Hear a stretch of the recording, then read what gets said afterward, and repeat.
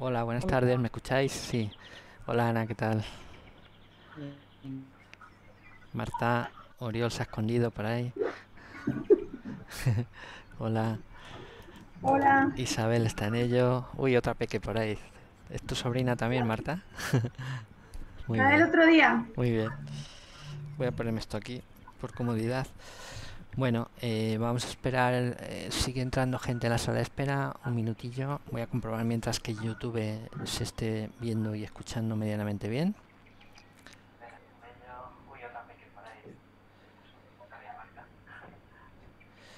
Parece que, De- parece que sí. Vale, a medida que entréis, silenciar el micro, por favor, para que no haya ruido ambiente. Y ya está. Bueno, viene también Roberto. Oh, 14 personas ya. Alguno más en la sala de espera.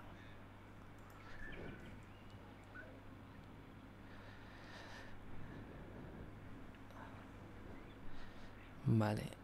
Eh, bueno, yo creo que ¿cómo está esto? Vale, un momento, voy a quitar de aquí los participantes. Bueno. Vale, venga, empezamos. Bueno, buenas tardes a todos. Esto ya se está convirtiendo en una tradición casi. Vamos por la quinta entrega de estas charlas. Hago un poco, sobre todo por los nuevos, recapitulación. La primera fue con Pablo Robledo sobre la lucha cenizo, en concreto sobre la campaña de salvamento que se hace en Segovia, que de vez en cuando he echado una mano. La segunda fue con Javier Barrón sobre fotografía de macro. La tercera fue sobre el buitre negro con Javier de la Puente de SEO. Nos centramos sobre todo en la colonia de aquí de la Sierra de Guadarrama. Y la última muy reciente, la semana pasada, fue sobre el vencejo pálido con José Nieto e Ignacio Quevedo. Y ahora estamos aquí en la quinta con Iván García de Brinzal. Bueno, teniendo... Hola Iván, es el de arriba a la izquierda, que tenía el micro cerrado. Hola. ¿Qué tal? Qué bueno, teniendo estos días lechuzas en casa, en cría campestre o hacking, precisamente en colaboración con Brinzal, bueno, pues quién mejor para hablarnos de esta especie y de su situación actual, que no es muy halagüeña, y bueno, sobre los proyectos de conservación y demás. Entonces, no me enrollo más, Iván, cuando quieras. Bueno, solamente una cosa, tema de formato, para los que no lo sabéis. Aún, bueno, tenemos esta charla con Zoom. Em, a su vez esto se está emitiendo en YouTube, ¿vale? Están puestas las dos cámaras en YouTube, tanto la interior como la exterior de la caja nido, del nidal, por si hay algo relevante. Y bueno, preguntad sobre la marcha, los que estáis en Zoom, lo que creáis oportuno. Y los que estáis en YouTube, pues yo agradecería que os pasarais también a Zoom, porque va a ser complicado si no estar. Yo estaré pendiente del chat, pero se me pueden escapar cosas. Y nada más, ahora sí que te cedo la palabra, Iván. Adelante.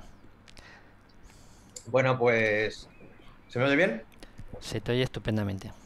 Vale, pues nada, buenas tardes a todas las personas que estáis hoy aquí en esta charla que vamos a hacer en este formato tan poco habitual antes y que ahora se está convirtiendo en algo normal con todo esto de la pandemia. Y bueno, pues nada, voy a contaros un poquito, una pequeña charla sobre la lechuza común. Os voy a hablar de quiénes somos Brinzal, a qué nos dedicamos, un poco también pues eso, la situación actual de la lechuza, cuáles son los problemas de conservación que está afrontando ahora mismo y lo que estamos haciendo desde Brinzal pues para intentar conservar esta especie que tiene una situación tan complicada. Así que nada, voy a compartir pantalla para que veáis un PowerPoint que hemos preparado para la charla para que sea más entretenido. A ver si lo consigo porque yo estas cosas. Perfecto. Ahí está ya, Iván.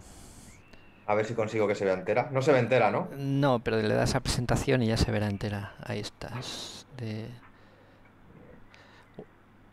O abajo, mira, abajo a la derecha, al lado del 77%. Sí, A la izquierda del 77%, ese iconillo. Ese. ahora. Vale, ahora sí se ve, ¿verdad? No oigo nada. Sí, se ve Sí, perfectamente. sí, Vale, te vemos. Perdona, Iván, había cerrado yo mi micro. vale, perfecto. Bueno, pues nada, antes de nada eso, me voy a presentar. Soy Iván García Martínez, soy técnico de campo de la asociación Brinzal bueno, yo trabajo concretamente en el proyecto ALBA, que es el proyecto que estamos desarrollando desde hace unos años para conservar a la lechuza común. Brinzal, me imagino que habrá gente que sí que nos conozca bueno, para los que no sepan quiénes somos, pues nada, deciros que somos una ONG que empezamos a trabajar en 1986 y que nos dedicamos al estudio, a la conservación y a la rehabilitación de las rapaces nocturnas. Tenemos el único centro que hay especializado en este tipo de aves en España y uno de los pocos que hay en el mundo. Y bueno, el objetivo de nuestro centro es devolver a la naturaleza pues, a todas aquellas aves que nos llegan, que han sufrido algún daño, que en el 95% de los casos suelen ser por la actividad humana, no por enfermedades naturales. Y bueno, pues son desde atropellos, disparos, enganches en vallas, etcétera. Entonces, el objetivo, como decía, es eso, recuperar a todos estos animales que nos llegan y volver a liberarlos en la naturaleza. Tenemos un hospital en Madrid, en la Casa de Campo, que es donde hacemos básicamente todo lo que es el trabajo de la recuperación y de la rehabilitación de estas aves que nos llegan heridas. Además de este, digamos que es el proyecto más importante que tenemos, el centro de recuperación, también llevamos a cabo otros proyectos de todo tipo, de conservación, investigación, hacemos cursos especializados en este tipo de aves, tenemos también actividades de divulgación, de educación ambiental, todo lo que sea relacionado con el mundo de las rapaces nocturnas. Bueno, aquí tenéis un pequeño contacto nuestro por si en algún momento tenéis que contactar, el teléfono, el fijo que tenéis ahí. Tenemos un número móvil que es para emergencias, cuando la gente se encuentra alguna herida. Y luego también tenemos página web, tenemos página en Twitter, en Instagram y en Facebook. Y podéis contactar con nosotros por cualquiera de estas redes. Bueno, pues os voy a contar un poco la situación que está experimentando la lechuza común en el centro peninsular, en la Comunidad de Madrid y en todo el centro en toda la zona del centro de la península. En Castilla-La Mancha la situación es muy similar. En Castilla-León, afortunadamente, no, está la cosa bastante mejor. Y bueno, voy a hablar un poco de aquí de la Comunidad de Madrid. Bueno, antes de nada, unas pequeñas pinceladas de la lechuza común, que es una especie que ha sido muy abundante y que está muy ligada desde hace miles de años a los medios agrícolas, porque es un medio que les proporciona tanto refugio como alimento. En estas zonas agrícolas, pues la lechuza siempre ha encontrado huecos en las casas, en las iglesias incluso, en donde se podía refugiar y criar. Y bueno, pues gracias a la actividad de la agricultura, hasta hace un tiempo pues tenía una gran abundancia de comida, lo que le ha permitido prosperar durante muchos cientos de años gracias a esta actividad humana. Para que os hagáis una idea, el número de parejas reproductoras en la península ibérica y Baleares es de miles, como veis ahí, entre 50 y 90 mil, aunque la situación ha cambiado muy drásticamente en las últimas décadas, como vamos a ver ahora. Además es una especie que, aparte de beneficiarse de la agricultura, ella también es muy beneficiosa para esta actividad, ya que es una gran controladora de plagas, como por ejemplo los topillos. Y bueno, como os decía, en la Comunidad de Madrid hemos tenido una reducción muy rápida y muy drástica de esta especie en las últimas décadas. Vamos a ver ahora por qué. Bueno, nosotros, como decía en Brinzal, tenemos muchos proyectos de conservación desde hace años bueno, hace años ya nos dimos cuenta de que había dos especies que llevaban una tendencia muy, muy negativa, que eran la lechuza y el mochuelo, que además son las dos especies que dependen de la agricultura. Entonces, bueno, mientras que otras especies como el búho real iba, por ejemplo, en aumento, es una especie que tiene una tendencia muy positiva, otras especies más o menos se mantienen o incluso mejoran, pero el mochuelo europeo y la lechuza común, contrariamente, presentan una tendencia muy, muy, muy negativa y muy rápida. Entonces, estas dos especies tienen en común precisamente pues eso, que son las dos que están ligadas a la agricultura. Para que os hagáis una idea de la situación de la lechuza en la Comunidad de Madrid, aquí tenemos tres mapas de distribución del año 94, del año 2003 y del año 2018. Y bueno, pues con un simple vistazo a estos tres mapas se puede ver cómo en muy pocos años la situación ha cambiado muchísimo, de estar prácticamente distribuida por toda la Comunidad de Madrid a estar concentrada en sitios muy concretos. En el censo de 2018 que hicimos de Brinzal, se detectaron entre 25 y 37 parejas reproductoras en toda la Comunidad de Madrid, lo cual es una cifra escandalosamente negativa. ¿Y qué es lo que ha propiciado este descenso de la lechuza en Madrid? Bueno, pues como os decía, la lechuza se ha beneficiado de la agricultura durante cientos o miles de años. La agricultura tradicional ha proporcionado beneficios para la biodiversidad, tanto para la lechuza como para un montón de especies que compartían medio, como también es el mochuelo, como puede ser el cernícalo primilla, el alcaraván, la perdiz y un montón de especies. A partir de la segunda mitad del siglo XX, después de la Segunda Guerra Mundial, se produce un cambio muy drástico en la agricultura, que es lo que se llamó irónicamente la Revolución Verde, y que de verde no tuvo nada, y lo que fue es un cambio a una agricultura intensiva, que es caracterizada por el uso sistemático de agroquímicos, tanto herbicidas, pesticidas, fertilizantes. También se impuso el monocultivo, se impuso la roturación excesiva de la tierra, y con el objetivo de maximizar la producción también se desaparecieron linderos y barbechos.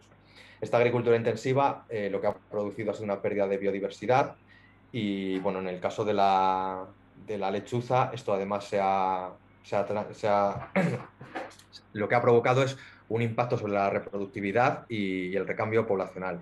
La lechuza, al igual que el mochuelo, son especies que tienen una mortalidad juvenil muy alta, entonces necesitan criar mucho para poder mantener sus poblaciones.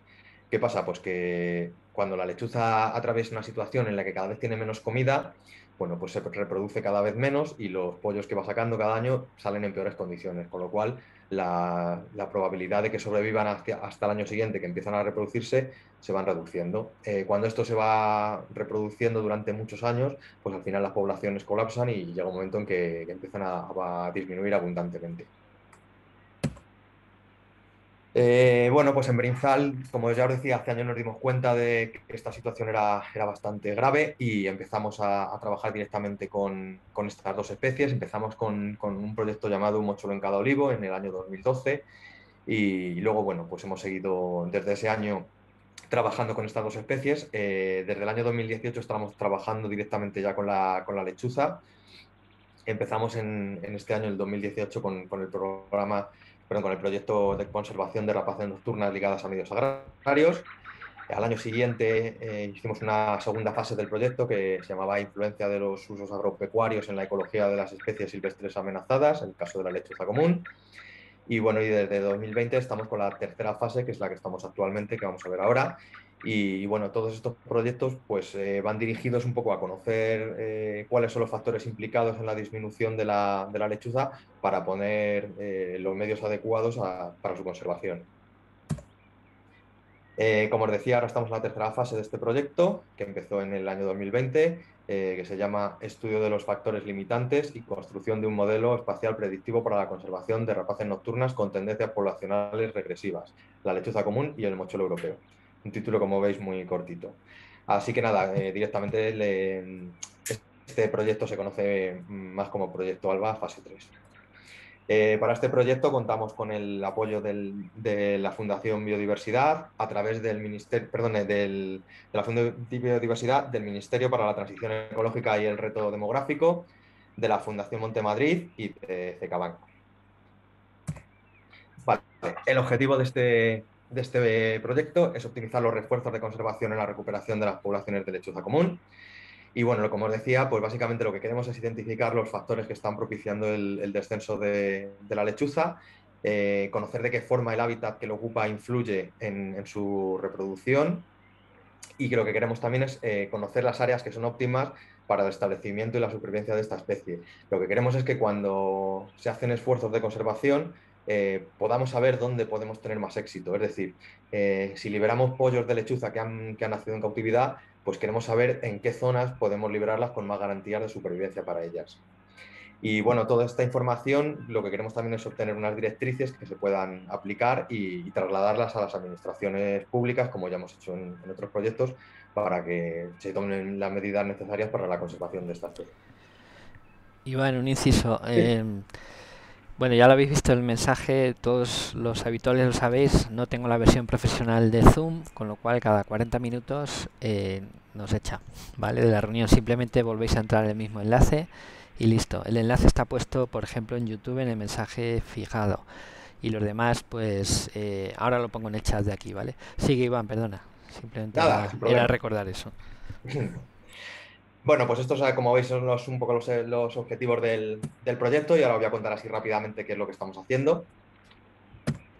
Bueno, pues por un lado estamos caracterizando el hábitat y estudiando diferentes variables de estos hábitats para poder relacionarlos con los aspectos de las parejas reproductoras que los ocupan, es decir, con su estado físico, la productividad reproductiva de estas parejas, etcétera. Para ello, una de las cosas que estamos haciendo para localizar estas parejas es la construcción y la instalación de cajas nido. Estamos utilizando un modelo es de una asociación inglesa que se llama Barn Owl Trust, que llevan muchísimos años trabajando con la lechuza y bueno, son unos referentes trabajando con esta especie y estamos utilizando un modelo de caja que hemos conocido a través de ellos. Las cajas las ponemos en fincas privadas o públicas, a veces a través de acuerdos con ayuntamientos o con asociaciones, con particulares, etcétera. Y bueno, las ponemos adaptándonos un poco a lo que tenemos. En algunos lugares las ponemos en fachadas, en otros sitios las ponemos en árboles, en otros sitios directamente en postes de madera, como veis aquí en la foto, etcétera. Pues valorando un poco las posibilidades que tenemos en cada finca. Una vez que localizamos a las parejas, lo que hacemos es, como decía, un estudio de ese hábitat. Entonces, estudiamos por un lado el uso del suelo, si es zona agrícola, si es zona ganadera, qué tipo de cultivo hay, si es regadío, si es secano, etcétera. Si es zona urbana, si hay carreteras. También estamos estudiando la presencia de posibles depredadores, porque también tiene una influencia lógicamente muy directa sobre la lechuza. La lechuza, como sabéis, no tiene un tamaño muy grande, con lo cual tiene bastantes enemigos, desgraciadamente. Entonces, bueno, estamos estudiando básicamente dos grupos de potenciales depredadores. Por un lado, rapaces, que básicamente serían el azor, el búho real y el cárabo. Y luego de otro grupo, que es el de los carnívoros, que estamos estudiando, bueno, pues sobre todo garduña, jineta, gato, los gatos domésticos que viven en zonas donde hay lechuzas también tienen un gran impacto. Y bueno, lo que estamos haciendo es estudiar todo este tipo de depredadores para relacionarlos un poco con la presencia o no de las lechuzas y también como decía, con aspectos como la reproducción, el éxito en la reproducción o el estado físico de tanto de las parejas como de los pollos que han tenido. También estamos haciendo un muestreo de micromamíferos pues, para valorar un poco la disponibilidad de recursos tróficos de la especie. Entonces, esto lo hacemos con unas trampas Sherman que lo que hacen es atraen a los micromamíferos y una vez que entran se cierran y podemos saber pues, la especie que es, calcular el peso, la biomasa de las presas que pueda haber en una determinada zona y además estas nos permiten que los micromamíferos no sufran ningún daño y luego los podemos liberar sin ningún problema. Aquí tenéis algunas de las especies que nos han caído en el proyecto durante estos años, como musaraña, lirón careto, topillo, rata y sobre todo las dos más abundantes, que son las del centro, que son el ratón moruno y el ratón de campo. Otra de las cosas que estamos haciendo es marcaje con dataloggers de los adultos de lechuza. Les ponemos un pequeño emisor en la espalda que tiene un peso muy pequeño y no les influye para nada a la hora ni de volar ni de su vida diaria. Y bueno, gracias a esto pues podemos saber por dónde se mueven, conocer las áreas por donde están cazando y poder afinar mucho más estos estudios que estamos haciendo de caracterización. Como os decía, todo esto que estamos estudiando, todos estos factores, los estamos relacionando con los parámetros fisiológicos y biológicos de las parejas reproductoras y sus pollos. Para eso lo que hacemos es coger muestras tanto de los adultos como de los pollos y estamos estudiando, bueno, aquí veis muchos de los factores que estamos comparando, el número de huevos, el número de pollos nacidos, el número de pollos volados, luego también parámetros como el peso, la medida del ala, el volumen del estómago, frecuencia respiratoria. Estamos también haciendo estudios con muestras de sangre, pues para, entre otras cosas, pues, por ejemplo, nos interesa saber la corticosterona para estudiar el nivel de estrés poder relacionar estos niveles de estrés con una mayor abundancia de comida o de depredadores o de carreteras, etcétera. Y bueno, también estamos contabilizando estos números de comportamientos defensivos, el tiempo de respuesta, bueno, varios factores y luego con toda esta información poder relacionarlo con la información que hemos obtenido del hábitat de cada especie, perdón, de cada pareja. Bueno, además también todos los animales que estamos muestrando, lógicamente también los estamos anillando ya con anillas oficiales para que se queden marcados y en el futuro poder tener alguna información. De hecho, este año, por ejemplo, en uno de los muestreos que hemos hecho ya hemos recapturado un ejemplar que habíamos anillado previamente el año pasado y que este año se ha reproducido ya con éxito. Bueno, pues con toda esta información que hemos ido obteniendo, el objetivo es construir un modelo predictivo. Como os decía, nos interesa saber cuáles son las áreas favorables para la conservación de la especie y que los esfuerzos dirigidos a la conservación de esta especie pues, puedan ser más productivos.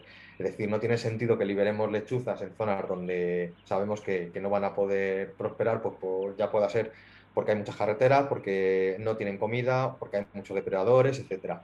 Y bueno, este es sería, digamos, el último objetivo de todas estas actuaciones de estudio, el poder saber, conocer las zonas buenas para la especie. Lo ideal sería incluso tener luego un mapa de calor que nos pueda, pues eso, que con un simple mapa podamos saber las zonas buenas y las zonas malas para la especie.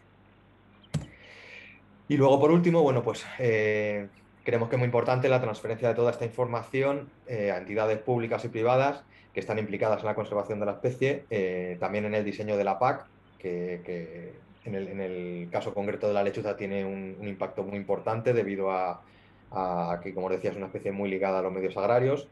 Y, bueno, toda esta información pues queremos que llegue a las administraciones y que al final son las que pueden articular medidas para la conservación de la especie. Uno de los objetivos que tenemos planteado desde hace tiempo es que se revise el catálogo de especies amenazadas de la Comunidad de Madrid, porque no se ha revisado desde el año 92. Y bueno, la situación de la lechuza, como comprenderéis, desde el año 92 al 2021, que estamos ahora mismo, ha cambiado muy drásticamente y creemos que habría que adaptarlo a la realidad. Entonces, es uno de los objetivos también que tendríamos en este sentido. Y bueno, por último, también dentro del proyecto y de todos los proyectos tenemos una función de, perdón, unas actuaciones de divulgación y de sensibilización. Creemos que para conservar hay que conocer y bueno, cuanto más conoce la gente la situación de la lechuza, pues más cosas se pueden hacer. Lo hacemos a través de charlas, de nuestra página web, que tenemos un apartado del proyecto, artículos en prensa de especializada, vídeos, redes sociales, etcétera. De hecho, ahora mismo tenemos un vídeo divulgativo que es como un pequeño resumen de todo el proyecto, que justo estaban acabándolo esta semana nuestros compañeros y pensamos, vamos, yo creo que la semana que viene seguramente ya podremos publicarlo y tal, y bueno, creemos que es muy importante todo el tema de divulgación. Y bueno, y ahora también os quería hablar, por otro lado, del programa de cría en cautividad que tenemos en el centro y la liberación mediante la técnica del hacking, que es un poco por lo que he conocido a Santiago del Pozuelo y por lo que estamos aquí dando las charlas. No es una actuación en sí del proyecto ALBA, aunque bueno, sí que se puede considerar complementaria porque también está dirigida pues, a la conservación de la lechuza. Menos de un minuto, Iván, si os parece, cortamos justo ahora y volvemos a entrar antes de que nos eche el Zoom, ¿vale? Perfecto. Volvés a entrar todos, venga. A ver si lo...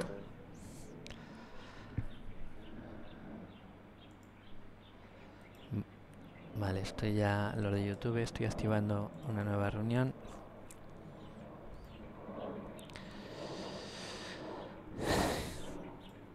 Y ahora vamos a esperar un poquito que vayan entrando todos.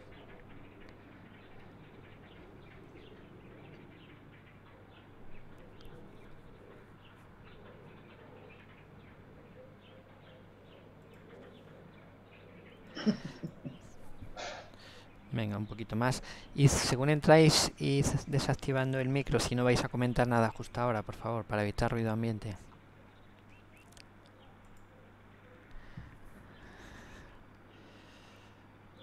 Vale.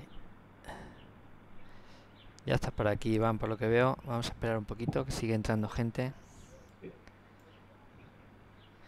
Esto es, como siempre lo digo, como en los cines antiguos, que se acababa un rollo y había que hacer una pausa para poner otro, pues aquí igual. Es un rollo, efectivamente. Vale, 3 más, un segundito. Si quieres ves compartiendo ya, Iván, la pantalla para seguir con... Pues sí. Mientras terminan de entrar. 15. Y yo creo que ya. Dale, Iván. Bueno, pues como os decía, una de otra actuación que hacemos en Brimzal es la cría en cautividad de lechuzas, que como os decía no es una actuación como tal del proyecto, sino que llevamos desarrollándola desde hace muchísimos años. Y bueno, esto lo hacemos pues porque al centro, como os decía, llegan un montón de animales heridos todos los años, animales que afortunadamente los podemos recuperar y devolverlos a la naturaleza, pero hay otros que no, hay otros que vienen con unas lesiones muy graves y, bueno, pues muchas veces no es posible recuperar su capacidad de supervivencia y no podemos liberarlos. A veces nos pasa, por ejemplo, con animales que vienen electrocutados o que vienen con alguna fractura muy complicada y bueno, pues esos animales a lo mejor no pueden recuperar luego la capacidad de vuelo, a veces porque directamente a lo mejor hay que incluso amputar alguna parte del ala y lógicamente quedan impedidos para volar. Entonces, bueno, son animales que evidentemente ya no podemos liberar porque no sobrevivirían en la naturaleza, pero bueno, les puede quedar una calidad de vida buena y pueden vivir en una instalación de nuestro centro permanentemente. Y bueno, concretamente la lechuza es una especie que en cautividad cría muy bien y bueno, nos permite pues el sacar adelante todos los años varias puestas y luego todos esos animales que sí que nacen en condiciones óptimas y pueden ser liberados, bueno, pues nos permite reforzar las poblaciones silvestres de la especie en la Comunidad de Madrid. ¿Cómo hacemos esto? Bueno, pues concretamente con la lechuza lo hacemos mediante la técnica de crianza campestre o hacking, que es lo que está haciendo Santiago en su casa. Esto lo hacemos porque, a ver, la lechuza no es una grandísima cazadora, entonces necesita, digamos, como que bastante entrenamiento para poder adaptarse con éxito a la naturaleza, ¿no? Hay otras especies, el cárabo, por ejemplo, es un cazador muy efectivo y, vamos, los pollos en cuanto ya empiezan a poder volar y empiezan a salir del nido, no tienen problemas para cazar y se adaptan muy bien. La lechuza, por ejemplo, sí que les cuesta más. Entonces, en la naturaleza directamente hay muchos pollos de lechuza bueno, que no sobreviven a las primeras semanas en libertad cuando se van del nido de los padres, precisamente por eso, porque les cuesta el hecho de cazar. Entonces, imaginaos en nuestro centro animales que se han criado allí, que aunque se han criado con sus padres en condiciones, digamos, de normalidad, porque no han tenido contacto con nosotros, pero esos animales, si de repente cuando ya pueden volar y todo, los liberamos de golpe, aunque les hayamos incluso puesto a cazar nosotros allí en las instalaciones nuestras que tenemos preparadas para esto, pues digamos que es un cambio muy drástico para ellas y les costaría. Y de hecho muchas probablemente no sobrevivirían a los primeros días o semanas de libertad.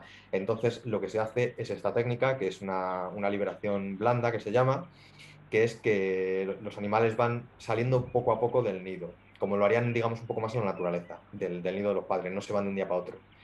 Eh, Estas lechuzas van con una determinada edad a un nido artificial, cuando ya las podemos separar de los padres. Tienen que, por un lado, termorregular para que no tengan problemas imaginaos una noche que viene frío, con mucho frío, pues si son muy pequeñas y todavía no termorregulan, pues podrían tener problemas, incluso morir de hipotermia. Y luego, por otro lado, también tienen que comer solas ya, lógicamente. No podemos llevarlas a un nido si ellas no son capaces de comer por ellas mismas. Entonces, tenemos que cumplir estas dos características, pero además tampoco podemos pasarnos demasiado de tiempo, porque si ya vuelan, también corremos el riesgo de que al meterlas en la caja salgan volando y no vuelvan. Entonces no tendría ninguna efectividad el procedimiento. Con lo cual tiene que ser en un periodo de tiempo muy concreto, que termorregulen, coman solas, pero todavía no vuelven. Cuando las tenemos con estas edades, las llevamos a un nido artificial, bueno, normalmente suele ser en instalaciones de un particular, como en el caso de Santiago, a veces son entidades o administraciones incluso. Y bueno, la persona que se encarga del hacking lo que tiene que hacer cada día es proporcionarle la comida que le damos nosotros previamente para las lechuzas y nada, las lechuzas no tienen que tener contacto con las personas, lógicamente, reciben la comida por un cajón, por un agujero, lo que sea, y ellas van comiendo y van terminando de desarrollarse. De esta manera, cuando llega un día en que ya pueden volar, van a empezar a salir poco a poco del hacking o del nido. Y bueno, va a ser un poco parecido a como lo harían en la naturaleza. Van a salir, van a empezar a intentar sus primeras cazas. Probablemente en sus primeros intentos no van a tener éxito, pero siguen teniendo comida. Y aunque vayan saliendo, hay que seguir poniéndoles comida cada día. De esta manera, si no consiguen cazar, vuelven al nido y comen allí. Y al día siguiente, pues vuelven otra vez a intentarlo.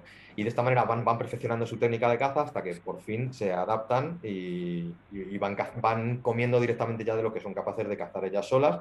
Y en ese momento dejan de ir al nido y abandonan ya el nido poco a poco hasta que lo hacen definitivamente. Eso depende, el tiempo depende mucho de, pues eso, de la disponibilidad de presas que haya en la zona, de la destreza que tenga cada una como cazadora. Hay hermanas que viven en el mismo sitio y hay algunas que tardan muy poco tiempo en independizarse y en irse, y hay otras que tardan mucho más tiempo, o sea que depende también mucho de cada individuo.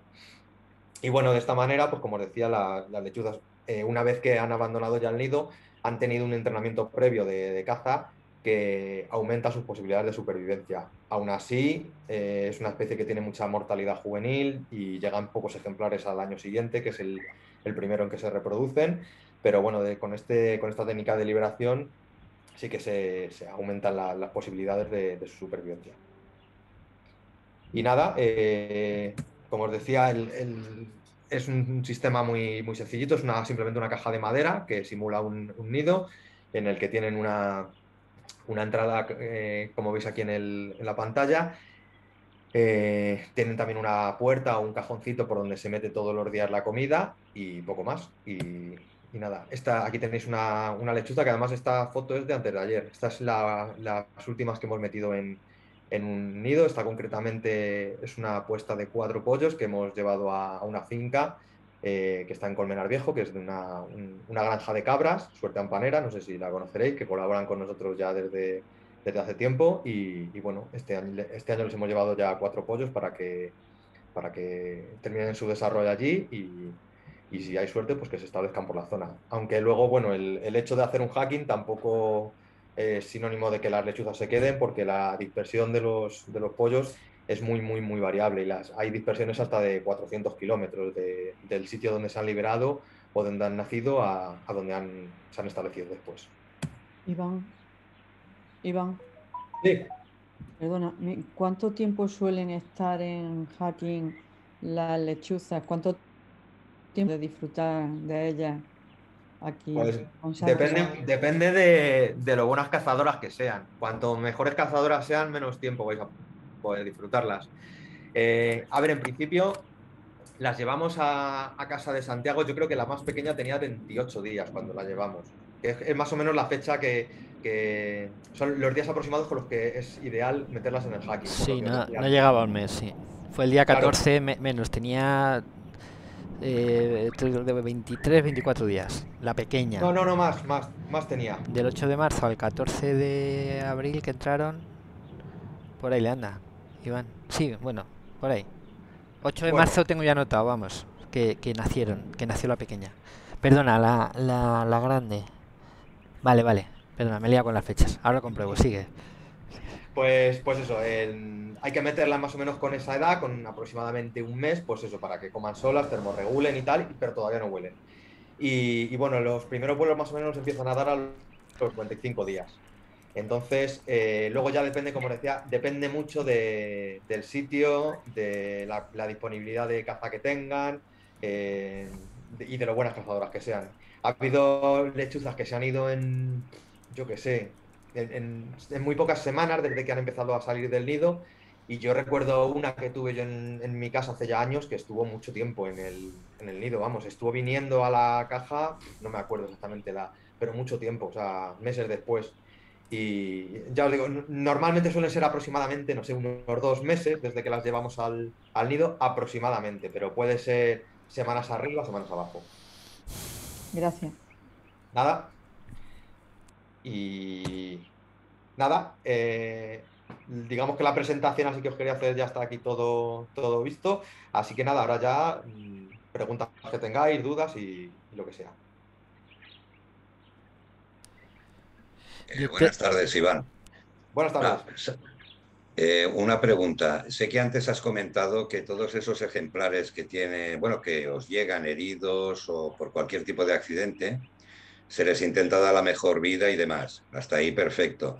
Esos mismos ejemplares, ya hay pocas parejas reproductivas, ¿los aprovecháis o se aprovechan también para esas funciones o no? ¿O Sí, una merma física los condiciona como reproductores, aunque sea como las hembras como cluecas o algo parecido?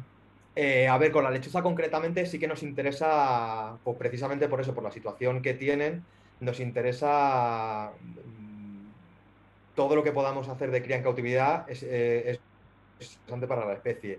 Entonces, la lechuza, ya os digo, cría muy bien en cautividad. Entonces, el hecho es que le quede una calidad de vida digna. Lo que no podemos tampoco es mantener una lechuza, aunque pudiera llegar a criar, pero una lechuza, por ejemplo, que tuviera, no sé, una pata amputada, que no pudiera ni andar Ya, bien, ya. o un ala entero amputado que le provocara problemas de equilibrio y tal. Es decir, tenemos que valorar un poco la calidad de vida que le va a quedar a la lechuza. Lo que no queremos tampoco es que una lechuza esté pues ahí en una instalación permanentemente con una calidad de vida mala y que esté, digamos, sufriendo. Entonces, es sobre todo valorar un poco eso. En el momento en que son lesiones, a lo mejor, por ejemplo, anquilosis, que pues eso, una lechuza que a lo mejor ha llegado con una fractura ya osificada, se la ha intentado arreglar, se la ha operado, lo que sea, y ya no ha habido manera.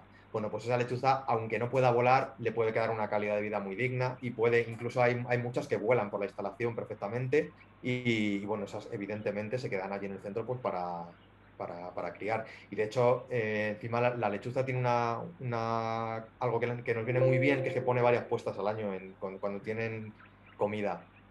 Y bueno, allí tenemos parejas que ponen perfectamente 3 puestas al año, con lo cual pueden sacar pues eso, una media de 5 o 6 pollos por lo menos por 12. puesta, pues eso, pues casi 20 pollos al año y bueno, son 20 pollos que van a la naturaleza cada temporada.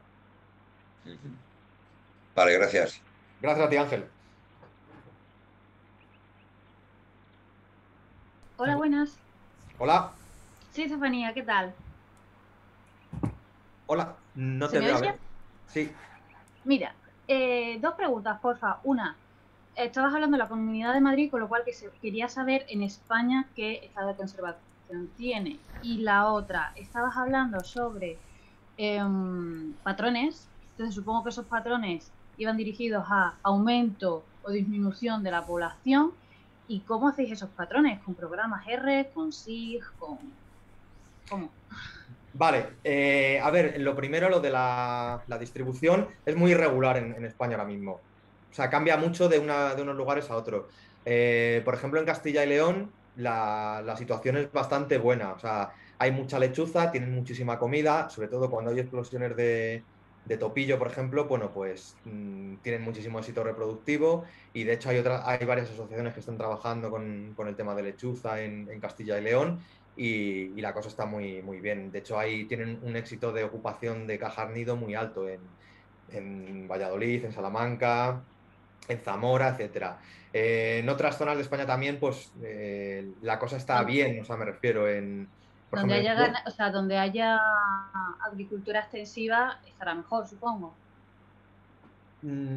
Eso es lo que queremos realmente estudiar bien, porque es verdad que, por ejemplo, en Castilla y León también hay zonas hay mucha agricultura intensiva y sin embargo sí que hay lechuzas. Entonces por eso es por lo que queremos estudiarlo el tema del hábitat y del uso del suelo más profundamente. Además, ya no solamente el saber si hay lechuzas donde se está haciendo agricultura intensiva o extensiva, sino cómo les está afectando a la hora de reproducirse. O sea, si están Ujú. siendo más productivas, si los pollos salen en mejores o en peores condiciones, etcétera. Porque ya te digo, en Castilla y León hay zonas de mucha agricultura intensiva y sin embargo sí que hay lechuzas. Y en Sí. cambio en otras zonas no. En Castilla-La Mancha, por ejemplo, como decía, la situación está también bastante complicada. Le pasa lo mismo que en Madrid.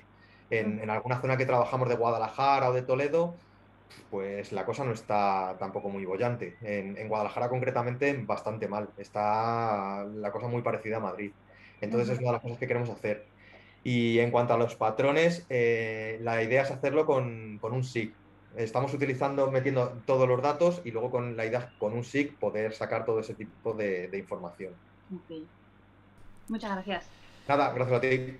Intervengo yo un momento, ya que he metido la pata con las fechas por aclararlo. Efectivamente, llegaron el día 14 y la pequeña tenía 29 días, porque nació el día 16, y la mayor Claro. tenía 37 días, ¿vale? Porque nació el día 8, o sea, me había liado con las fechas. Hoy tienen la mayor 53 días y la pequeñita 45. Es decir, la mayor está a punto ya de volar. Ya salen de la caja como mínimo 4, hemos visto. Hoy, por cierto, esta mañana ha sido espectacular el regreso. Además había una haciendo tapón en la entrada, con lo cual hemos podido disfrutar de las otras 4 más porque intentaban entrar, ¿no? Y bueno, ¿alguna pregunta más? Si no, traslado alguna del chat. Los del Zoom, ¿tenéis alguna pregunta ahora? Vale, mira, preguntan por el chat, Guti, si Duna y Supertito, o sea, los progenitores de estas 5 lechucillas, están juntas todo el año o no, preguntan.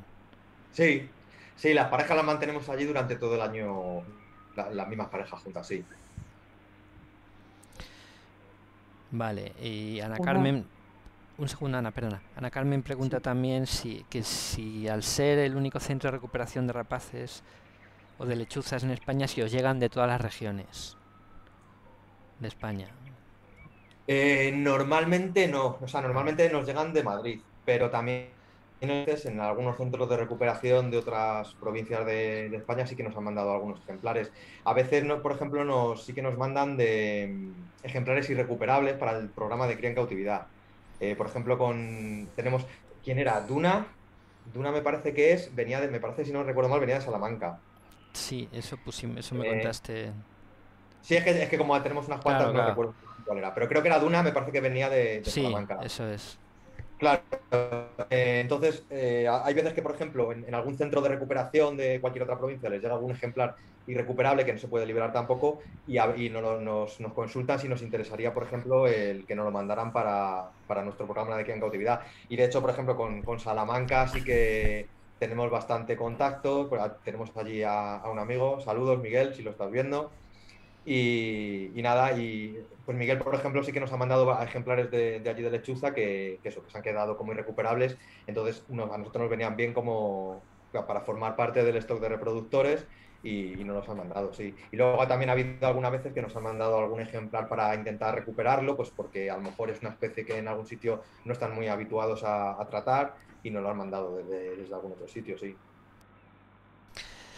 Yo te quería preguntar, Iván, por los dataloggers, si tenéis buena experiencia con la duración de las baterías y demás, porque teniendo en cuenta los hábitos nocturnos de estos bichitos, si se tiene que recargar con placas solares, poco sol les da habitualmente, entonces no sé qué tal experiencia tenéis con esto. Pues no muy buena, la verdad. O sea, es complicado trabajar con nocturnas para el tema de los marcajes, porque precisamente lo que has dicho tú, no podemos utilizar dataloggers que se carguen con energía solar, precisamente por eso, porque su actividad por la noche, con lo cual no les va a dar el sol prácticamente nunca y no se cargarían. Entonces lo que tenemos que hacer es poner dataloggers que van con batería e intentar optimizar las baterías de forma que cuanta menos información pidamos a los dataloggers, más nos dura. Pero claro, tenemos que afinar un poco porque tampoco podemos pedir tan poca que no nos sirva de nada. Es hacer un poco ahí, valorarlo un poco. Luego además tenemos otro problema, los dataloggers. Bueno, me imagino que habrá gente que no los conocerá mucho. Nosotros los que utilizamos son unos muy chiquititos que van en la espalda del ave y eso lleva una programación que hay que establecer previamente y luego para descargar esa información tenemos que situarnos con una estación receptora a unos 300 metros como máximo del animal en un determinado momento que establecemos. O sea, nosotros le decimos, por ejemplo, cada 10 días descargamos información. Entonces, cada 10 días tenemos que estar a menos de 300 metros de ese animal para poder descargar la información. Entonces, automáticamente a la hora que hemos establecido, a las 9 de la noche, por ejemplo, se nos descarga la información en la estación receptora y en la estación luego los datos los descargamos en un ordenador para tratarlos con un sistema de información geográfica. Problema, las rapaces nocturnas muchas veces se meten a descansar en sitios que la señal no llega bien. A veces se meten en edificios, en transformadores eléctricos, con lo cual la señal a veces no llega ni aunque estés a 50 metros, ya no 300. Otro problema, tienes que saber exactamente dónde está durmiendo ese animal, si no, no vas a poder obtener la información. Con lo cual, hay veces que es muy, muy difícil el poder descargar información. El año pasado, por ejemplo, tuvimos una hembra marcada en el sur de Madrid que la pudimos estar meses siguiendo y nos costó al principio encontrar dónde dormía y todo, pero al final sí que lo conseguimos y hemos descargado mucha información muy valiosa.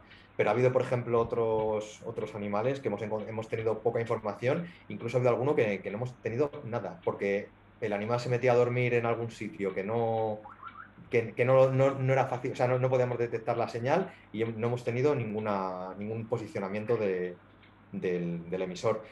Bueno, los emisores estos, que no lo he dicho, lo que nos dan es la posición del animal a las determinadas horas que nosotros le pedimos. Es decir, nosotros programamos y decimos, queremos que todos los días nos diga dónde está la lechuza a las 7 de la tarde, por ejemplo, que a esa hora estaría durmiendo y podremos saber el lugar de descanso, luego a las 11, a la 1, a las 3 y a las 5 de la mañana, que es son las horas en las que se va a estar moviendo y podemos saber por dónde caza o lo que sea. Y bueno, ya os digo, cuanta más información le pidamos al emisor y cuanto más días lo programemos para descargar información, menos nos va a durar la batería. Por eso hay que valorar mucho a la hora de pedir la información y de programarlo. ¿Y la mochila está diseñada para que se les caiga al cabo de un tiempo? Bueno, van con mochila, entiendo, ¿no? Exactamente, sí, llevan una mochilita que va con teflón y eso se cose con un hilo bueno, se va degradando y en unos 6 meses aproximadamente se supone que se va a deshacer y se le va a caer el emisor. Aún así no hay problema porque son unas mochilitas tan pequeñitas que no... Sí, no, lo decía por si habíais recuperado alguno caído o si es difícil ya en vivo, supongo que caído cuando ya no cargue, o sea, no transmita. Nada. ¿No? Imposible y además con el precio que tienen sería muy interesante poder recuperarlo, por eso lo decía. No hemos podido recuperar ninguno, porque por ejemplo otras veces hemos utilizado emisores de estos de radio, de los que van con una antena terrestre y tal, y esos por ejemplo sí que los puede recuperar. Si están dentro del rango que dura la batería, sí que es fácil de recuperar, pero estos es imposible, porque además es lo que os digo, que es que muchas veces no sabes dónde está descansando el animal, se mueven, porque hemos visto por ejemplo ejemplares que tenemos marcados que cada día descansaban en un sitio distinto. Entonces te complica mucho a la hora de intentar descargar los datos. Es complicado. Las rapaces nocturnas son muy complicadas para poder seguir con emisores. Lo ideal serían emisores más, digamos, más fiables, que nos pudieran valer más, como de estos de satélite y tal, pero claro, el problema, como siempre, es el dinero, que si ya estos son complicados de poder financiarlos y tal, pues ya otro tipo de emisores que son muchísimo más caros, pues imposible. Entonces no hemos podido hacerlo. Nuestra idea sería... ¿Perdón? No se te oye, Santiago. No, perdona, que había entrado alguien y se acoplaba, pero ya se ha puesto mudo. Ha quitado el sonido. Sigue, Iván, perdona. No, eso lo que os decía, que lo ideal sería poder utilizar otro tipo de emisores más que nos dieran más información y que fueran más fiables y tal, pero el problema es lo de siempre, la financiación, que no es fácil de conseguir. Mira, preguntan por el chat, aunque ya has contado algo, la posibilidad de supervivencia de los pollos criados en el hacking. Vamos, que están preocupados por estas 5, lógicamente. Bueno, tampoco hay muchos estudios en comparación de lechuzas nacidas en hacking, o sea, que se han independizado después de una suelta en un hacking, comparándolas con lechuzas en libertad. Lo que hay, bueno, pues iguala un poco las probabilidades de las lechuzas del hacking con las con las que habrían nacido en la naturaleza, a diferencia de las que se liberarían directamente de un centro de recuperación si no se hiciera hacking. Es decir, si simplemente las tuviéramos en nuestro centro y cuando terminaran de crecer las liberáramos. Las probabilidades, a ver, hay que ser consciente de que la naturaleza es un hay que ser mundo realista. complicado y la naturaleza es cruel. Entonces, en la naturaleza, además, los ejemplares adultos, aunque nos parezca raro viéndolo desde el punto de vista humano, los ejemplares adultos son mucho más valiosos que los jovencitos, porque hay mucha mortalidad de los juveniles en multitud de especies. Entonces, los animales que llegan a adultos son los que se han podido adaptar, los que han sobrevivido y son los que realmente valen más de cara a la conservación de la especie.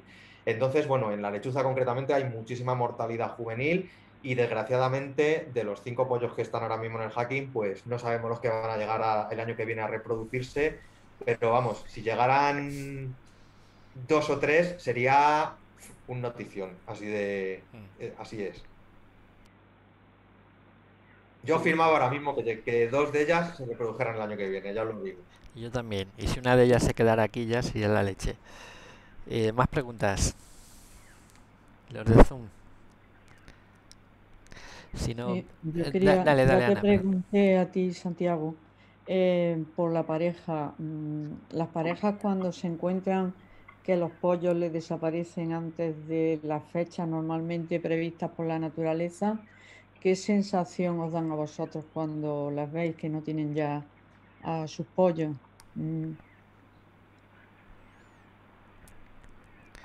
Iván. Perdona, que es que te he oído un poco mal, ¿me lo puedes repetir? Sí. Normalmente, por naturaleza, las parejas saben cuándo se van a ir ya sus pollos. Vale. Cuando vosotros les quitáis antes de tiempo esos pollos, ¿qué les notáis? ¿Tienen ellas esa sensación de vacío? ¿Le dejáis algún pollo? ¿Cómo lo hacéis? ¿Y cómo las veis a esas parejas? No, pues te digo, no, realmente no se aprecia nada. A ver, no tienen la expresividad o transmiten lo que podría transmitir a lo mejor una especie de mamífero, ¿sabes? Es distinto, con las aves es distinto. Pero aparte es que realmente son animales que están muy acostumbrados al tema de criar y que muchas veces pierden puestas, muchas veces por condiciones meteorológicas, por depredación, por múltiples motivos. Entonces, realmente ellas ahora mismo, probablemente ya Super Tito y Duna, que son los padres de los pollos de Santiago, ya están otra vez con comportamiento reproductivo, probablemente, y próximamente volverán a tener más huevos. O sea, no nos afecta realmente. Entiendo que muchas veces las aves se han tenido que adaptar para poder seguir adelante y seguir reproduciéndose en pro de la especie, ¿no? Sí, y además concretamente la lechuza, más que ninguna, porque ya os digo, por la mortalidad que tiene, y bueno, ya lo sabéis, normalmente las rapaces suelen poner una puesta por cada temporada y en cambio la lechuza pone 3, que eso es precisamente pues para intentar paliar un poco la mortalidad tan alta que tiene de juveniles. Piensa, Ana, que el concepto de puesta de reposición, es decir, muchas de las especies han sufrido un ataque a los huevos o ya a los pollos y demás y están preparadas genéticamente para coger y hacer una puesta que sustituya a la anterior, un mes más tarde o X tiempo más tarde, ¿no? O sea que quiere decir que ya en la naturaleza también existe ese riesgo, ¿no? De que desaparezcan los pollos. Entonces supongo que aquí sentirán, pues no sé, con lo que pasa con el mirlo aquí, recordáis, ¿no? Con el mirlo.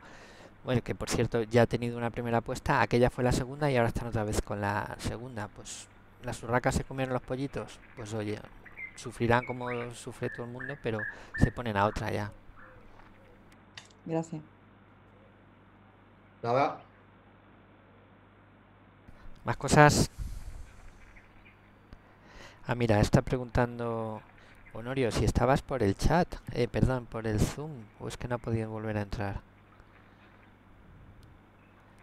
Esperar a ver si le tiro de la lengua a Honorio. Que lo pregunte, no está. Vale, traduzco yo. Transcribo. Vale, Honorio pregunta si se recogen las agrópilas para hacer algún tipo de estudio de alimentación. En el seguimiento de ejemplares volados en concreto. Es decir, estos que ponéis, entiendo que se refiere, los que ponéis un tracking, un data logger, si además analizáis las egagrópilas para comprobar qué hábitos alimenticios tienen.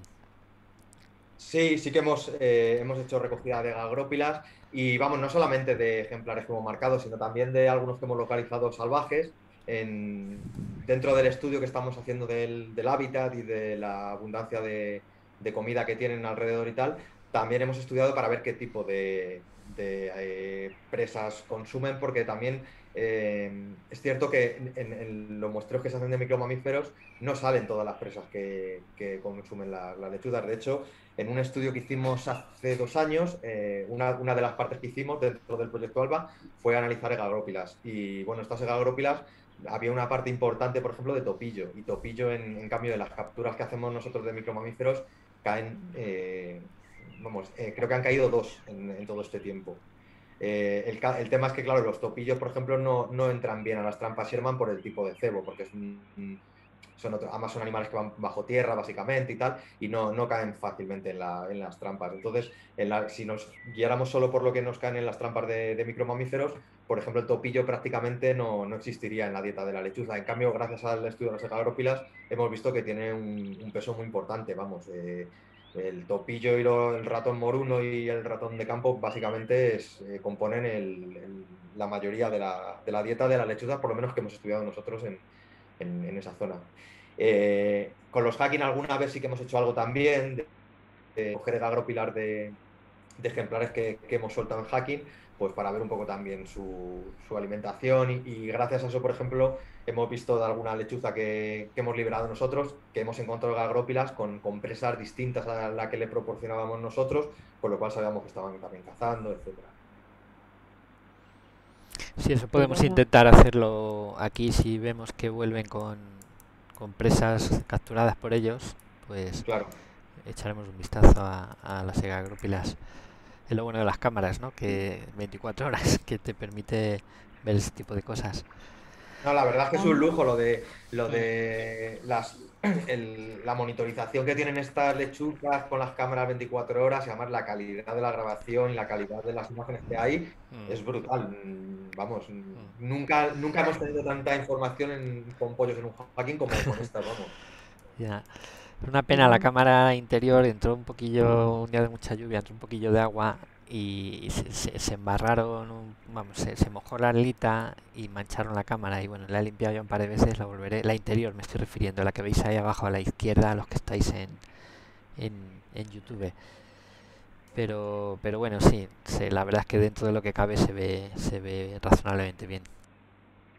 Iván, ¿cómo acogen los agricultores, los dueños de fincas, cuando les proponéis la idea de poner unas cajas nidos para lechuza? ¿Está bien acogido? ¿Tienen la información de la positividad que tiene esto? ¿O qué os dicen? ¿O cómo se lo proponéis vosotros?